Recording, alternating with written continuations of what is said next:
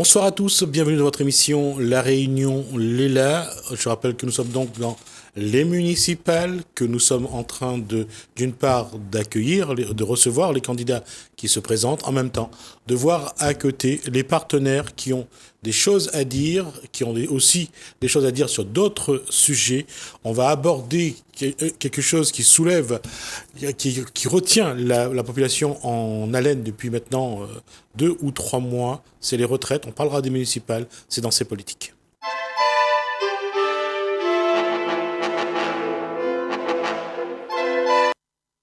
Maxime Savary, bonsoir. Bonsoir. Jocelyne Ivola, bonsoir également. Fibri, bonsoir. Bonsoir. Là, j'allais dire que vous préférez retraite ou municipale d'abord? Alors, retraite, puisque le sujet est actuellement toujours sur la table et surtout sur le bureau de l'Assemblée. Ça a avancé ou pas finalement? C'est le gouvernement campe sur ses positions. Pour l'instant, on dit que l'âge pivot a été retiré par le Premier ministre. S'il n'y a pas d'accord, il remettra l'âge pivot. On va juste expliquer, c'est quoi l'âge pivot déjà? L'âge pivot, c'est l'âge au moment où on doit partir réellement en retraite. C'est-à-dire avant l'âge pivot, il veut mettre ça en place avant, la retraite sera moins importante. Oui. Après, on aura la retraite pleine. Même si, et l'âge pivot, là où il y a un problème, même si on remplit les conditions d'ancienneté, le nombre de trimestres, mais si on va avant l'âge pivot, il y a le malus. Ah oui. Donc, on impacte la pension de retraite. Donc, il a mis ça sur la table. C'est un petit scénario avec la CFDT, puis il a retiré, sachant que aujourd'hui tout le monde travaille jusqu'à 67 ans. Donc, âge pivot ou pas âge pivot, on travaille au-delà de 62 ans. Et c'est ça. On va quand même rappeler aussi que pour les métiers, dans certains métiers, c'est un peu historique aussi, c'est lié aussi à l'histoire. Les cheminots gardent en métropole, les cheminots gardent leur cadre. Leur cadre. Il y a eu la réforme de la CNCF et les nouveaux entrants ne bénéficient plus du cadre de départ à l'avance à 52, 57 ans à la retraite. Donc, se focaliser sur les régimes spéciaux, c'est un faux problème. C'est pas tant que ça. Parce qu'à chaque fois, il y a quelqu'un qui vient en disant « Nous, on a ce régime-là, on veut le garder. Vous changez le reste si vous voulez, ça, on le garde. » Sauf qu'aujourd'hui, on voit bien dans la démarche universelle du gouvernement, il y a un régime pour les employés, les pilotes de ligne, pareil. Les policiers. Exactement. Les soldats, les militaires. Ils ont du mal à... Voilà. à et d'où la poussée maintenant des avocats qui veulent garder leur régime. Et nous, dans la territoriale, nous avons une caisse excédentaire qui est la Caisse nationale de retraite des employés des collectivités locales, la CNACL, qui est excédentaire, mais on veut faire main basse sur l'argent, c'est tout. Et on dit ça, on montre le secteur privé contre le secteur public. Monsieur Nivoula, vous voulez partir en retraite à quel âge? À quel âge vous voulez partir? Vous pensez que c'est l'âge où il faut partir en retraite? Normalement, 62 ans. C'est bon? C'est bon. Actuellement, Maxime Savary, à quel âge le personnel communal aujourd'hui, l'âge de départ, c'est 62 ans. Sauf que ce personnel-là, en fin de carrière, vu les différentes politiques qui ont été mises en place, ils sont passés du temps non complet au temps complet. Donc, pour pouvoir bénéficier du temps complet, c'est-à-dire on ne fait pas les 151 heures mensuelles. Donc, ils étaient à 123, 86 heures, d'où ça impacte la pension. Donc, ils négocient quelquefois via les syndicats avec l'autorité territoriale pour avoir quelques mois, une année en plus pour pouvoir payer leur crédit, leur investissement. Mais généralement, comme c'est un personnel qui est mis à contribution avec des ports de charges lourdes, ils partent à la retraite à 60, 62 ans. Au-delà, non. Sauf cas financiers où ils sont dans le besoin, ils négocient pour aller à 67. Mais c'est rare. Aujourd'hui, face à ce projet, comment ou voit où, comment ou sent? Est-ce que vous trouvez que c'est un bon projet, c'est pas un bon projet? Et quoi il faut faire attention? Ben là, le projet que nous avons en ce moment, ben, il permet pas moins d'aller à 62 ans à la retraite. Mais la peur pour l'avenir, Et combien de temps on travaille? 38 ans. Et combien il reste à faire? Normalement, encore 2 ans. Dans 2 ans, vous pensez que vous gagnez partir? M'y pense, mais avec le gouvernement là, en train de mettre en place, fait peur, moi. Pas sûr. Oui. Et avec le contexte-là, est-ce que vous pensez qu'on aura une retraite à taux plein, on aura ou attendre? Non. Pourquoi? Ben, parce que comme lui, ben, s'il il fait comme lui est en train de faire, ben, il perd beaucoup. Et ce qui veut dire que au lieu de partir, vous voudrez rester pour pas perdre trop? Oui, voilà. Et c'est ça que l'embêtant, c'est-à-dire que finalement, d'un coup, on découvre qu'après 38 ans, c'est là il remet en cause tout Oui. ce que vous l'avez vécu, vous l'avez fait. Oui. Alors, quoi ou direz aujourd'hui, ou direz à des représentants de gouvernement, qu'est-ce qu'il faudrait que tu prends en compte? Parce que au travail, il était comment? C'est un travail dur, Oui, difficile? parce que mal a commencé dur, mal a commencé agent d'entretien. Après, dans les cantines, les surveillantes, cuisinières, tout ça, elle était dure. Lève gros marmite? Oui. La plonge, les marmites, les grandes marmites. Hein. Dans le temps, on n'avait point les... Marmite un peu moyen. Voilà. Et quoi, on y parle de vous, mais on a aussi de bonnes collègues. Les pareils, dans la même situation, ils ont peur aussi. Ben oui, tout le monde a peur pour les retraites. Hein. Et aussi pour l'avenir de nos enfants aussi. D'accord. Et Jocelyne, voilà, si demain, vous retrouvez à vous dans l'obligation de travailler jusqu'à 67 ans, c'est quelque chose que vous redoutez ou la peur?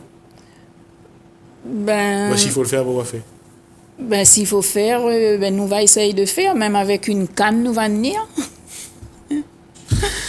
En espérant que ce sera la canne qu'on plante à La Réunion. Philippe Borelli, même question que Jocelyne Uivoula. Aujourd'hui, on redoute que demain, que ce projet est obligé d'aller jusqu'à 67, 68 ans?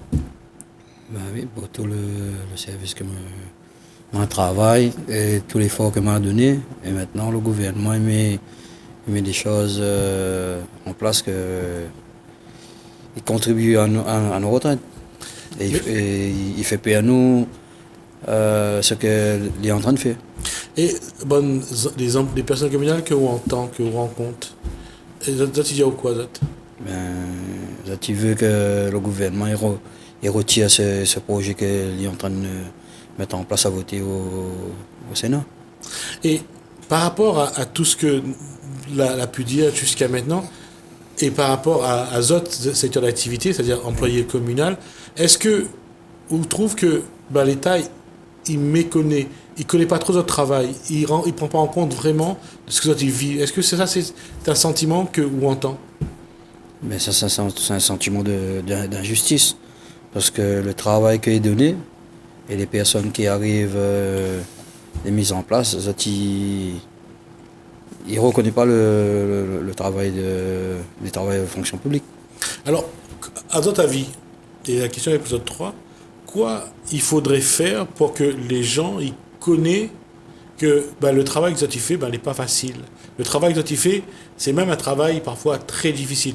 Comment faire en sorte que la population et puis le gouvernement il connaît la tâche que Zodana, le travail qu'il demande à Zod, et parfois on a l'impression que Zod est loin et que Zod il voit pas du tout ce que les employés font. Parce que c'est une volonté politique. Une volonté politique de ne pas dire au grand public l'importance du travail. Nous prenons le cas d'une ASEM. Quand il y a une grève, comme il y aura jeudi, la première réaction du public, c'est de dire comment je vais faire pour faire garder mon enfant. Mais on ne pense pas au fait que cette dame-là, quand l'enfant a 3 ans, il récupère l'enfant auprès de sa maman. Quand l'enfant n'est pas propre, c'est elle qui nettoie l'enfant. C'est elle qui remplace la mère, qui sécurise l'enfant, qui socialise l'enfant. Et on voit seulement, c'est un handicap, on ne peut pas aller travailler parce qu'il faut garder l'enfant. Donc, c'est voulu. Parce que si on veut vraiment mettre le personnel communal au centre, ça veut dire qu'il faut augmenter le salaire, la rémunération. Et comme la Réunion est soumise à un fort taux de chômage, qu'est-ce qu'on dit? Les employés communaux sont des privilégiés. Et dans ça, on se souvient le sketch de Thierry Giardino, le tiers au flanc, la vieille ballotte d'un ventre, mais tout le monde, il rit. Donc c'est soit des pétroleuses qui font des draps, soit des tiers au cul, soit c'est des nervis. Mais on ne regarde pas derrière l'employé communal. Il y a des tiers au flanc. Mais aujourd'hui, nous prenons le cas de la restauration scolaire. Une fois le repas est servi, il faut nettoyer, refaire la vaisselle et être prêt pour le lendemain. Un gars des services techniques, il a des nids de poules à boucher. Il n'a pas fini, il balise, il rentre au service technique. Mais nous, au niveau de la restauration scolaire, la législation veut que tout soit propre. Les salles de classe doivent être propres. Et ça, tout le monde le sait. Mais on fait de ne pas le savoir. Et de l'autre côté, le gouvernement, s'il met ça sur la table, il faut rattraper le travail. Parce que ce sont des nouveaux esclaves. Ils sont sous-payés. Ils sont sous-payés parce qu'ils sont à temps non complet. N'oublions pas, par exemple, dans le domaine scolaire, il n'y a que 9 mois de fonctionnement. Une année scolaire, ce n'est pas 12 mois. Donc on prend un salaire de 126 heures, on balance, on divise par 12 et on verse en 12e chaque mois. C'est là comment ça se passe. Et là, on a un service, la population est contente, tout le monde est content, il n'y a pas Freedom qui intervient, personne n'intervient sur Freedom, donc on peut continuer notre petit bonhomme de chemin. Voilà le problème. Alors, ça c'est sur la retraite, mais là on est dans les municipales, justement. Puisqu'on parle d'évolution, qu'est-ce que vous devez, en tant que syndicat, en tant que CGTR, qu'est-ce que le syndicat doit demander à chaque candidat? Qu'est-ce que le CGTR doit demander à chaque maire en place, s'ils sont réélus ou pas après, pour que la condition de vie de chaque employé communal soit différente. Surtout ceux qui ont un salaire qui est partiel, surtout ceux qui ont du temps partiel. Comment faire pour que on valorise le personnel communal, quel que soit son grade et quel que soit son salaire? L'une des choses très importantes, c'est qu'il faut que ces candidats s'engagent à renoncer à faire appel à l'externalisation, c'est-à-dire la privatisation des services, et s'engager à préserver les emplois actuels définis. Et ça, c'est la première chose, qui s'engage également à revaloriser l'ensemble des bas salaires, que tout le monde soit à 150 000. Ça, c'est quelque chose à chaque fois qu'on dit, c'est quand on dit revaloriser les bas salaires, c'est pas tous les salaires de tous les employés communaux. Non, c'est ramener ceux qui sont à temps non complet à 151 heures. Là, on aura vraiment une amélioration pour les bas salaires. Ensuite, on est dans un monde qui bouge. Formation. Mais la formation en fonction des besoins futurs de la collectivité. Pas envoyer quelqu'un en formation pour envoyer en formation. On a un besoin, il y a des défis avec le tout numérique, mettons en place des chantiers pour que l'agent puisse acquérir d'autres compétences. Et pour ce faire, il y a un élément un peu bizarroïde, un cycle bizarroïde, GPEC, Gestion prévisionnelle, emploi et compétences. C'est-à-dire, en fonction des postes nécessaires au fonctionnement de la collectivité mairie, on fait un bilan de compétences de l'ensemble du personnel et on voit quelle formation on met en place pour pouvoir ces places-là. Aujourd'hui, il y avait pendant un laps de temps, on embauchait sans adéquation avec les besoins. Là, on dit qu'il faut professionnaliser les postes de travail. Et chaque agent doit faire son projet professionnel. C'est-à-dire, ben voilà, je suis secrétaire, dans 5 ans, je voudrais être aux achats marchés, demain à la culture, après-demain à l'état civil, etc. Un plan de carrière. Un plan de carrière. Ensuite, tenir compte également de ce qu'on appelle la pyramide des âges. Combien d'agents vont partir à la retraite et combien de postes qu'on va remplacer. Parce qu'aujourd'hui, avec le vieillissement des agents dans les collectivités, on a tendance à vouloir aller vers l'externalisation. Parce qu'il ne faut pas oublier que les différents maires sont allés à l'Élysée signer le pacte qui les engage à ne pas dépasser 1,2% du budget de fonctionnement. Oui. Donc, ça veut dire qu'à un moment donné, il faut on met tout ça en adéquation et les collectivités pourront fonctionner correctement. Dans les faits, Jocelyne Voula ou Philippe Borelli, qu'est-ce qu'il faut? Il faut que les candidats au poste à la mairie ou les maires en place sortants qui pourraient être reconduits, qu'est-ce qu'il faut leur dire pour que vous soyez mieux considérés, mieux respectés et mieux valorisés? Votre travail, on a l'impression que les gens ne voient pas ça comme un travail valorisant. Et vous, qu'est-ce que vous pouvez dire dans ces municipales pour que les gens vous considèrent et vous respectent? C'est à nous former. À nous envoyer à nous former. C'est ce qu'a dit, ça vient de dire Maxime. C'est, Oui, aujourd'hui, c'est la formation. Oui. À quoi vous pourrez former aujourd'hui? Il peut former à moi en police municipale, par exemple, la DRH. Il peut changer, aller avoir un poste, la DRH, par exemple. Mais quand quelqu'un va à la formation comme ça, est-ce que ça ne dérange pas un petit peu le fonctionnement des services? Et là aussi, parce qu'il n'y a pas de préparation, chacun fait un petit peu... ça va un peu dans tous les sens. Et parfois, quand quelqu'un part en formation, les autres ne sont pas là pour la remplacer, ils ne sont pas là pour suppléer, en disant quand elle reviendra ou quand il reviendra, il fera son boulot ou elle fera son travail. C'est là-dedans aussi, est-ce que pour vous, c'est pas important justement qu'il y ait une vraie politique? Est-ce que cette politique-là, si demain ça vous fait de la promotion, est-ce que vous allez vous comporter de la même façon? Il y a toute une crainte autour des employés, que ce soit les employés communaux ou les employés du privé. Comment il faut fonctionner selon vous? Il y a comment dire, une séquence qui se termine là, le 15 mars. Ce qui était pratiqué avant, se termine. Il ne faut pas oublier, on a eu les gilets jaunes, on a les jeunes qui arrivent, l'Internet qui est partout. Donc tout le monde est au courant. Aujourd'hui, il faut que les maires et les maires, les candidats au poste de maire prennent en compte et mettent en place un véritable management. Et en s'appuyant sur cette force vive qu'est le personnel communal. C'est nous qui faisons tourner la machine.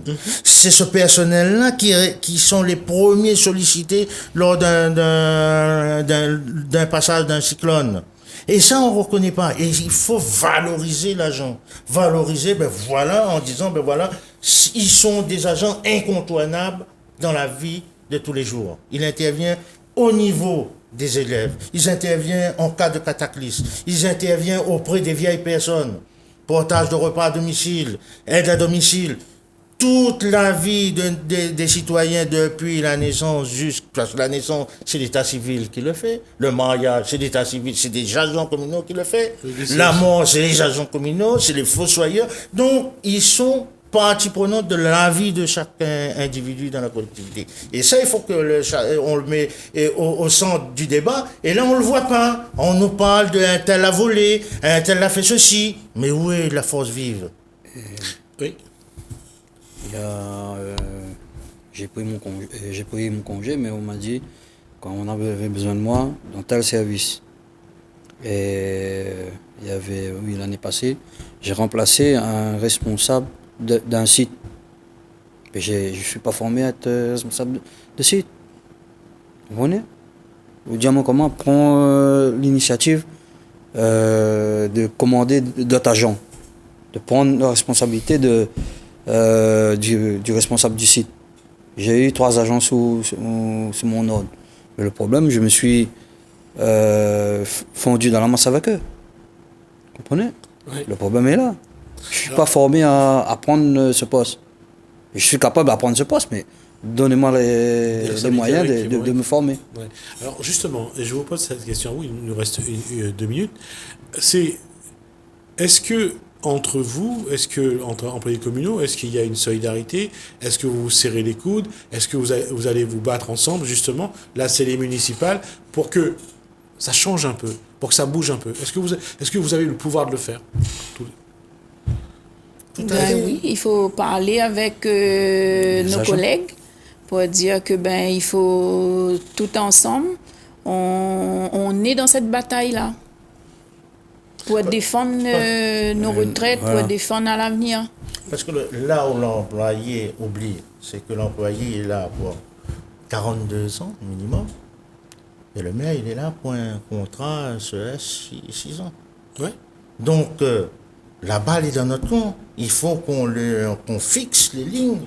C'est nous qui entrons dans l'isoloir, qui mettons le bulletin dans l'urne. Et il faut qu'ils nous écoutent. Et nous lançons l'appel à tous les employés communaux dans les 24 collectivités. Réveillez-vous. Il ne s'agit pas d'aller faire la guerre. Il s'agit de dire, nous les pas plus, nous les pas moins, respecte à nous en tant qu'employés. Nous sommes partie prenante de la vie de tous les jours, de la vie de notre société. C'est ça que nous lançons, nous, comme appel. D'accord. Alors, on arrive à la fin de notre échange, puisque on a dépassé déjà le temps qui nous est imparti. Merci à vous, merci Fred Brelli, merci Jocelyne Ivoula et merci Maximin Sabari. On va nous regarder le Rouvenous Zarlor et on regarde le Kosaïdi. On se retrouve juste après.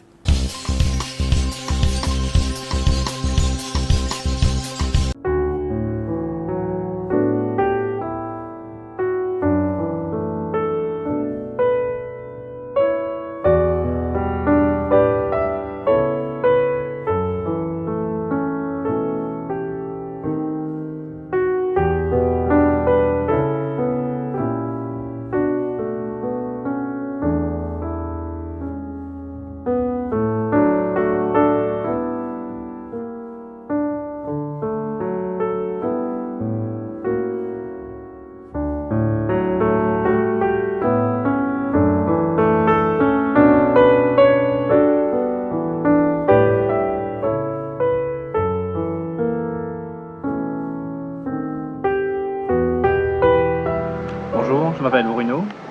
Alors je vous présente ce roman graphique de Sean Murphy qui s'appelle Off-Road. C'est une bande dessinée américaine qu'on traduit par comics. Et Off-Road, si on le traduit, ça veut dire leur piste, sortir un peu des sentiers battus, sortir de ses limites et de sa zone de confort. Justement, c'est ce que fait l'auteur là-dedans. Il sort un peu de sa zone de confort car il est avant tout dessinateur. C'est sa première et sa seule BD qu'il écrit lui-même. Du coup, il nous fait part de ses aventures narratives comme illustratrice à travers ce bouquin. Off-Road nous raconte l'histoire d'une bande d'amis assez différents qui décident de partir en virée avec la nouvelle Jeep, le nouveau 4x4 tout-terrain de Greg.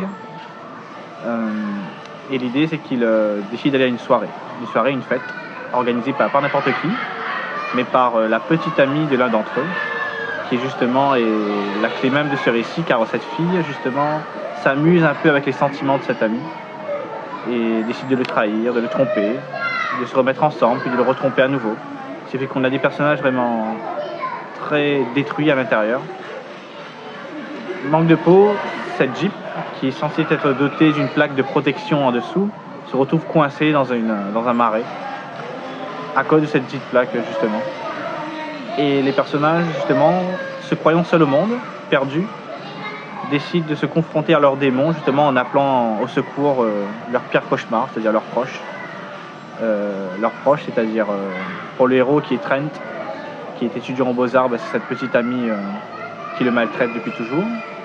Pour son ami Brad, il s'agit de Pierre très violent qui est à la maison et qui fait une misère à sa femme et à son fils.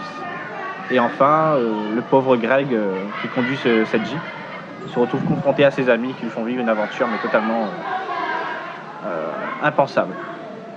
Cette histoire est intéressante car elle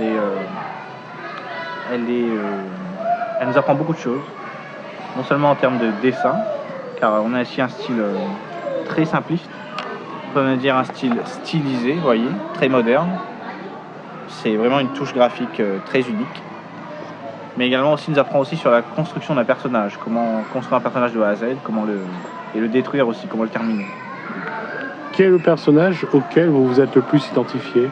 Avant toute chose, c'est le héros, car le héros est une mise en abîme même de l'auteur. C'est un dessinateur qui dessine sa propre vie, et du coup il nous montre comment faire justement pour apprendre à dessiner sa propre vie, comment utiliser ses forces, ses faiblesses, et comment se confronter à ses propres peurs, bien qu'ayant une armure, comme la Jeep elle-même, qui est un personnage à part entière dans la BD.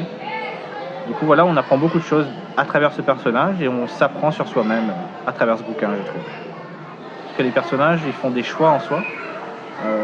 Non seulement ils ont un passé difficile, mais ils doivent s'adapter à ça pour essayer d'avancer. Et nous-mêmes, avec le peu d'éléments qu'on a pour les comprendre, pour apprendre d'eux, on se force d'avancer, on se force d'essayer de s'adapter aux événements auxquels ils font face, justement. Ce qui nous ramène à notre propre vie, car ces trois personnages font face un peu aux problèmes qu'ont tous les post-adolescents de nos jours.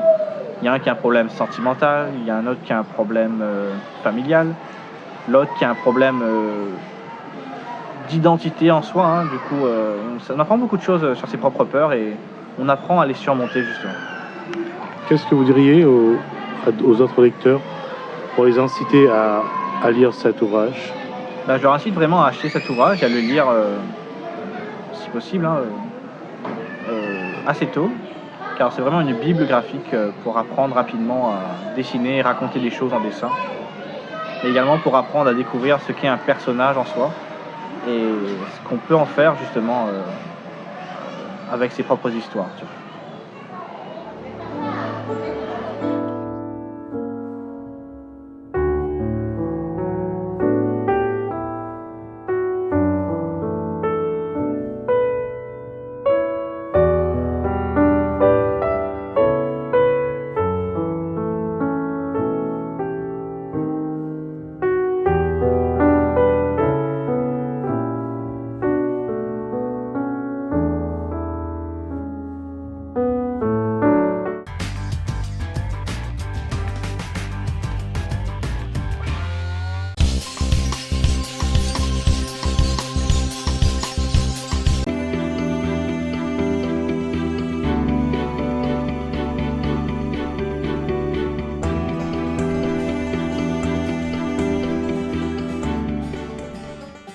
La Possession vous êtes invité pour des ateliers de Réparer Café le 12 février de 13h30 à 16h30 à la médiathèque Eva. Saint-Joseph-la-Ville vous convie au spectacle Les Contes du Vendredi, Histoires animaux dans une boîte couleur le 21 février de 18h à 20h à la Maison pour tous de Carrosse. Saint-Philippe, vous êtes convié à la 10e édition du festival Même pas peur du 19 au 22 février. Saint-Denis, l'IUT de La Réunion organise la journée porte ouverte le 22 février de 9h à 16h à l'IUT. Saint-Joseph, le COS de Saint-Joseph organise sa 6e édition les 10 km nocturnes de la Saint-Jo le 22 février de 20h à 23h. Le Tampon, vous êtes invité à la 9e édition de la course du Calderira Trail. Le 29 février, 3 formules vous seront proposées avec un départ commun à Beaumura et une arrivée au stade de Saint-Philippe. Saint-Pierre, vous êtes invité à la 4e édition des Francopholies de la Réunion du 6 au 8 mars à la Ravine Blanche. Saint-Denis, le parc des expositions de Saint-Denis organise la 2e édition du Salon de la Ferme en ville, le thème de la terre à l'assiette, du 6 au 8 mars au parc des expositions de la Nordève à Saint-Denis. Tarif 5 €. Saint-Leu, l'Athletic Club de la Chaloupe organise 10 km de l'ADH le 8 mars de 7h à 10h au Plat. Départ 7h au stade municipal, chemin de la découverte au Plat de Saint-Leu. Saint-Paul, l'espace culturel Le Comte de Lys organise le festival Criquet Craquet du 11 au 13 mars. Saint-Benoît Tropicaden vous convie à son Tropicaden Kids, parcours ludique à obstacles pour les enfants de 6 à 13 ans, les 28 et 29 mars à 14h à la Rivière des Roches, Saint-Benoît. Saint-Joseph Margot Run organise le Bidalo le 29 mars à Saint-Denis. Saint-Joseph Saint-Jean TD2R organise Saint-Jean Trail des Deux Rivières le 4 avril de 3h à 20h. Départ le gymnase Henri Ganowski. Saint-André Miss Tamil Réunion organise la finale Miss Tamil Réunion 2020 le 11 avril à la Saléance de Saint-André. Plus de renseignements au 06 93 496 469. Saint-Denis, vous êtes conviés à la 32e édition du Salon de la Maison du 1er au 10 mai de 10h à 19h au Parc des Expositions de la Nordève à Saint-Denis. Saint-Pierre et R3R organise sa 3e édition de manifestation Caisse à savon course la moque le 3 mai de 9h à 19h. Saint-Paul, le Trail Rando Passion organise le Trail Charrette le 17 mai à Saint-Paul. Saint-Pierre, vous êtes conviés à la 17e édition du Sakifo Music Festival du 29 au 31 mai à la Ravine Blanche, Saint-Pierre. Saint-Denis, vous êtes conviés au Salon des Seigneurs Réunion du 12 au 14 juin de 9h à 18h au Parc des Expositions. Saint-Paul, la Team Léla organise sa 4e édition de course La Boucle Parapente le 23 août de 6h à 12h30.